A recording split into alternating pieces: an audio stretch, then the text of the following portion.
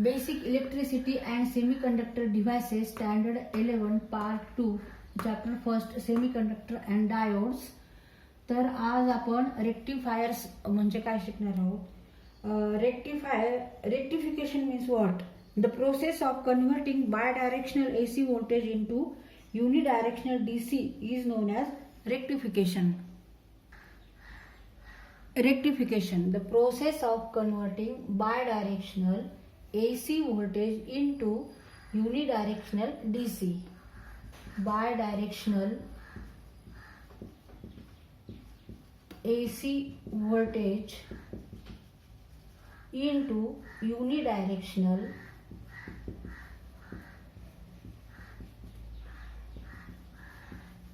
DC voltage. तर input AC असेल आणि त्याचं कन्व्हर्शन आपल्याला DC मध्ये करायचं असेल तर इथे आपण काय वापरणार आहे, कोणतं सर्किट वापरणार आहे, तर रेक्टिफायर. त्या सर्किटचं काय नाव आहे, rectifier. Rectifier by using rectifier we convert bidirectional AC voltage into DC voltage. Circuit called rectifier. आता इथे आपण AC व्होल्टेज वेवफॉर्म काढत आहोत. आता इथे Y ॲक्सिस वर व्होल्टेज आहे आणि X ॲक्सिस वर टाइम आहे, वेळ, आणि Y ॲक्सिस वर व्होल्टेज. तर AC व्होल्टेज वेवफॉर्म, ही वेवफॉर्म कशी आहे AC ची, बायडायरेक्शनल आहे. म्हणजे ह्याच्यामध्ये पॉझिटिव्ह हाफ सायकल पण आहे आणि निगेटिव्ह हाफ सायकल आहे, साइन वेव. तर ही जी वेव आहे ह्या वेवला काय म्हणायचं, सायनुसायडल वेवफॉर्म, किंवा इथे आपण AC व्होल्टेज वेवफॉर्म करतोय. हा जो पार्ट आहे, हा पार्ट काय आहे, पॉझिटिव्ह हाफ सायकल. म्हणजे पूर्ण काय आहे, ही हाफ सायकल आहे, positive half cycle, half cycle. आणि ही काय आहे, तर negative half cycle.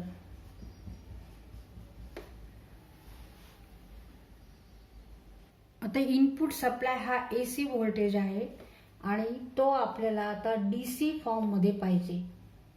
DC फॉर्मची waveform कशी असणार आहे, तर फक्त इथे आपल्याला पॉझिटिव्ह हाफ सायकलला वर्किंग होणारं सर्किट लागतं. आता म्हणजे हा DC झाला, निगेटिव्ह येणारच नाही, सगळं पॉझिटिव्ह हाफ सायकलमध्ये वर्किंग होणार. तर इथे जे सर्किट आपण लावणार आहोत की त्या सर्किटद्वारे ही वेवफॉर्म अशी येणार आहे. तर त्या सर्किटला आपण काय म्हणतो, रेक्टिफायर. रेक्टिफायर. आपण जे घरात वापरतो उपकरण, म्हणजे कोणते, रेडिओ किंवा नाईट लॅम्प आहे किंवा अजून कोणते, तर ते सगळे DC वर चालणारे डिव्हाइसेस असतात. मग आता आपल्याला जो सप्लाय येतो MSB मधून तो AC मध्ये येतो. तर मग त्याचं कन्व्हर्शन आपल्याला DC मध्ये हवं असतं. त्याच्यासाठी आपण हे मध्ये इथे रेक्टिफायर लावलेले असतात आणि त्या रेक्टिफायरमुळे हे व्होल्टेज आपल्याला कमी जास्त करता येतं आणि आपल्याला इथे रेक्टिफायरमुळे DC वेवफॉर्म मिळते, DC व्होल्टेज वेवफॉर्म, की जेणेकरून आपण मग इथे सप्लायला रेडिओ लावू शकतो किंवा नाईट लॅम्प लावू शकतो.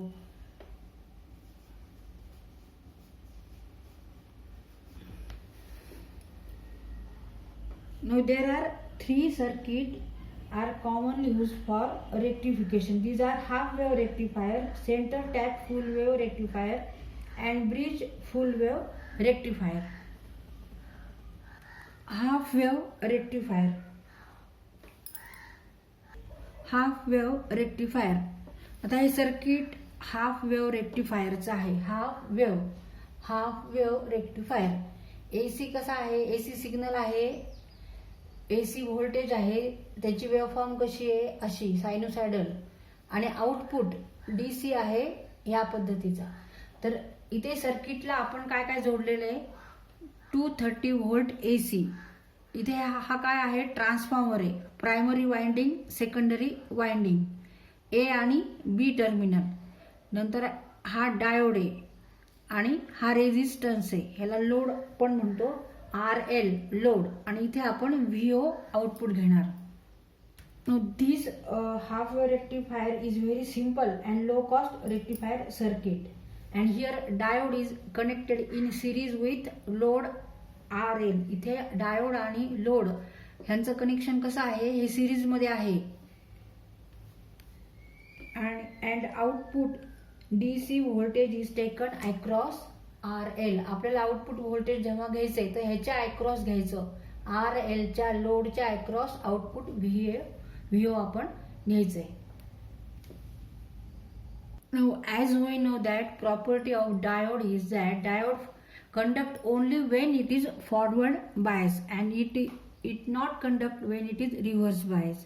When diode is forward bias then it act as a closed switch, and when diode is forward bias then it act as a reverse when diode is reverse bias then it act as a open switch. तर डायोडचा इथे काय फायदा घेतलेला आहे की diode हा फक्त केव्हा कंडक्ट करणार आहे, जेव्हा डायोड हा फॉरवर्ड बायस असेल. फॉरवर्ड बायस असेल म्हणजे काय, आता हा ॲनोड आहे आणि हा कॅथोड आहे. आपल्याला डायोडचं सिम्बॉल माहिती आहे, हे सिम्बॉल आहे डायोडचं. हा निगेटिव्ह आणि हा पॉझिटिव्ह असतो. ॲनोड पॉझिटिव्ह आणि कॅथोड निगेटिव्ह. हा पी टाईप आहे, पी टाईप सेमीकंडक्टर, आणि हे जे आहे सिम्बॉल हे आहे एन टाईप सेमीकंडक्टर. जेव्हा आपण निगेटिव्ह टर्मिनल हे निगेटिव्हला जोडू आणि पॉझिटिव्ह टर्मिनल हे पॉझिटिव्हला जोडू तेव्हाच काय होणार आहे, इथे डायोड हा फॉरवर्ड बायस होतो. मग अशा वेळेस डायोड मधून करंट हा फ्लो होतो, इलेक्ट्रॉन फ्लो होतो, करंट फ्लो होतो. पण जेव्हा डायोड रिव्हर्स होतो तेव्हा मात्र त्याच्यातून काही सुद्धा करंट फ्लो होत नाही. आणि जेव्हा डायोड फॉरवर्ड बायस असतो तेव्हा तो काय समजायचा, तो असतो क्लोज स्विच असतो, क्लोज स्विच सारखा म्हणजे ऑन असतो तो. पण जेव्हा तो रिव्हर्स बायस करू तेव्हा तो काय होतो, ओपन स्विच सारखा म्हणजे ऑफ, स्विच ऑफ आहे असा अर्थ होतो त्याचा. आता इनपुट हे कसं आहे, एसी आहे, एसी व्होल्टेज आहे. म्हणजे ह्याच्यामध्ये पॉझिटिव्ह सायकल आहे, निगेटिव्ह सायकल आहे, पॉझिटिव्ह सायकल आहे, निगेटिव्ह सायकल आहे. जेव्हा पॉझिटिव्ह सायकल असते समजा ह्या वेळेस इथे ए हा पॉझिटिव्ह आहे, first positive half cycle, suppose A is a positive with respect to terminal B. At that case, this diode is now forward bias because this is positive and this is anode. Anode is positive, positive, positive, and here negative. Cathode is connected to B. At that time, B is negative. At that time, this diode working, there is a conduction possible and current flow through this diode. Now suppose that secondary terminal A is a positive with respect to terminal B. Then diode becomes here a forward bias and it is acting as a closed switch. The current flows through circuit is its flow from terminal A through RL to terminal B. आता इथे current हा flow होणार आहे ह्या पद्धतीने. ए पासून current निघून RL मधून सुद्धा तो फ्लो होऊन B पर्यंत येणार आहे आणि आपल्याला आउटपुट व्होल्टेज RL च्या अक्रॉस मिळणार आहे.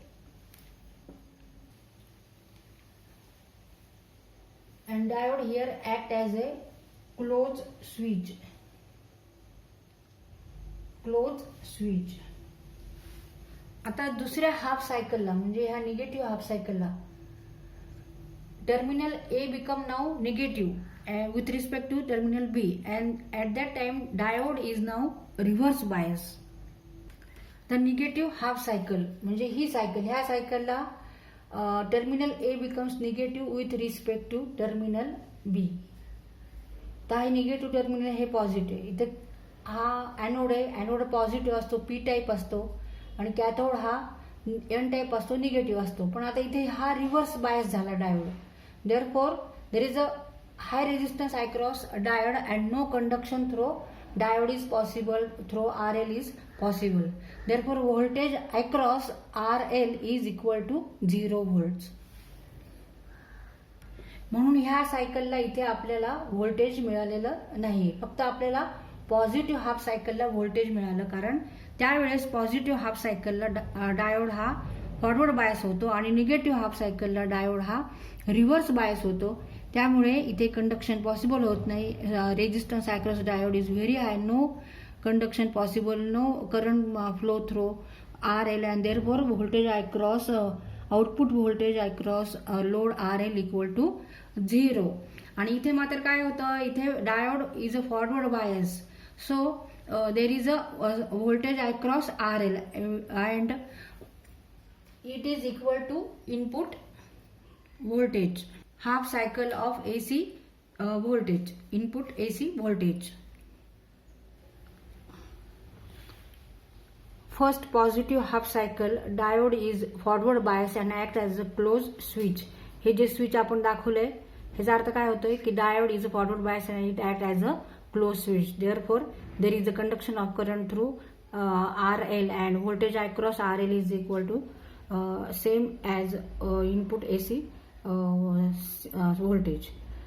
And when during negative half a cycle of input voltage, now terminal A becomes negative with respect to terminal B. Therefore diode now is a reverse bias. आता हे जे आहे symbol हे काय आपल्याला सांगते, काय दर्शवते, तर ओपन स्विच आहे.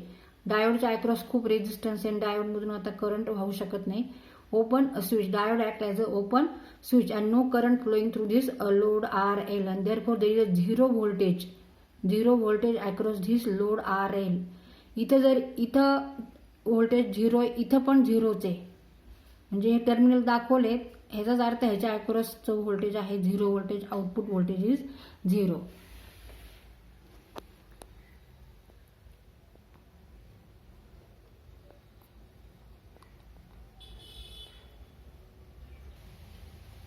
तर इथे ह्या सर्किटला हाफ वेव्ह सर्किट का म्हटलेलं आहे, तर ह्याच्यामध्ये तर फक्त आपण एकच डायोड वापरलेला आहे आणि फक्त फर्स्ट हाफ सायकलला तिथे आपल्याला आउटपुट दिसते. सेकंड हाफ सायकल म्हणजे निगेटिव्ह हाफ सायकलला इथे आउटपुट काहीच नाहीये, म्हणून हाफ वेव्ह रेक्टिफायर.